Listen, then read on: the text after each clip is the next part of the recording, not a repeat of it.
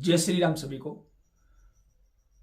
तो आज हम बता रहे हैं कुंभ विवाह के बारे में। कुंभ विवाह क्यों करना चाहिए, क्यों किया जाता है, इसके पीछे क्या कारण रहता है। लगभग ये होता है कि कुंडली के अंदर अगर वैधव्य योग हो, आप अच्छे से जांच करवाइए।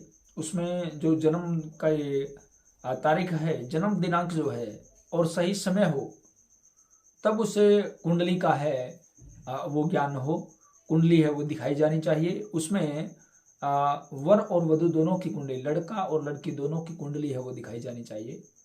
अगर उसमें वैधव्य योग हो, कुछ लोग क्या करते हैं केवल मांगलिक होने से और कुंभ विवाह करवा देते हैं, जो कि गलत है और ये एक प्रकार का अंधविश्वास बनता जा रहा है।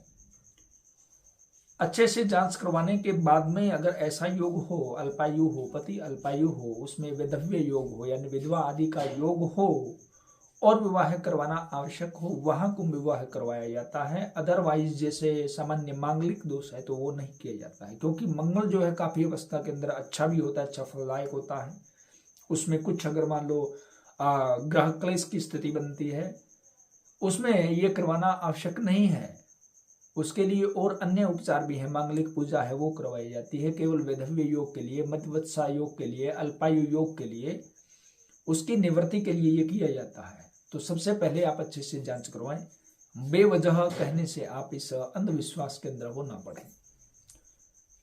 अगर ऐसा योग बनता है, वैधव्य योग बनता है, द्विविवाह का योग बनता है, तब किया जा सकता है। ये मार्कंडेय पुराण के अंदर बताया गया है। पीपल से शादी करवाई जाती है, कुंभ से यानी घड़े से विवाह करवाया जाता है, विष्णु प्रतिमा से विवाह करवाया जाता है और यह जो कार्य संपन्न किया जाता है मंदिर के अंदर या किसी एकांत स्थान के अंदर, पीपल वृक्ष के नीचे, कुएं के पास या तालाब के पास इस विवाह को करवाया जाता है।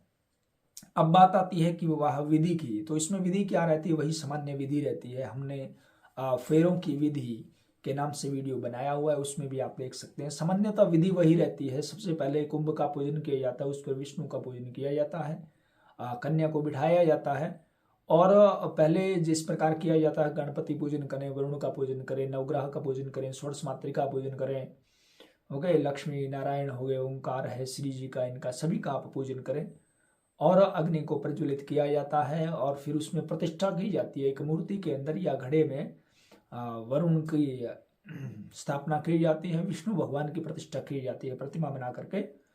उसका षोडशोपचार से है वो पूजन करें आप, पाद्य अर्घ्य आचमन आदि से षोडशोपचार है वो पूजन करें। और ये सभी पूजन हो चुकने के बाद में फिर वर का जैसे कि किया जाता है, वर्ण का किया जाता है। कन्या के माता पिता वहीं होते हैं तो उनके द्वारा जैसे वर का वर्ण किया जाता है, उनको विष्ट है, पाद्य है, अर्घ मधुपर्घ है, आचमना दीजिए आते हैं वैसा करें। फिर कन्यादान का संकल्प किया जाता है, उसमें जो कि दिखाया गया है स्क्रीन पर। कन्यादान का संकल्प करें कि हम इस मृतवत्सा दोष की निवृत्ति के लिए, इस वैधव्य योग की निवृत्ति के लिए ये कन्यादान है वो विष्णु भगवान को हो हम करते हैं। तो ऐसा कर करके उसके बाद में फिर जो प्रक्रिया फेरों की रहती है वो पूर्ण करें और उसके बाद विसर्जन किया जाता है। उस कुंभ का आप नदी या जलाशय के अंदर विसर्जित कर दें और जो सामान आदि है उनका दान किया जाता है। तो इस प्रकार जो वैधव्य योग होता है, मृतवत्सा जो योग होता है, वो मार्कंडेय पुराण के अनुसार इसकी निवृत्ति है वो बताई गई है। तो बड़े ध्यान से पूछ करके जानकार से आप और उसके बाद में ही ये जो कुंभ विवाह है वो आप करवाएं, इस विधि से करवाएं। इससे निश्चित रूप से कहते हैं भी निवारण होता है।